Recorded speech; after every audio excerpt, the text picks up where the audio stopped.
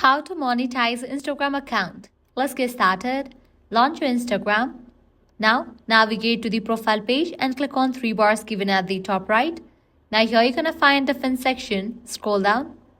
First, you will need to switch your Instagram account to the professional account. So click on the option Account Types and Tools. Click on Switch to Professional Account. Click on Continue for all these options. Now go ahead and select what best describes you. Then click on Next. Now select Creator or Business and then click on Next.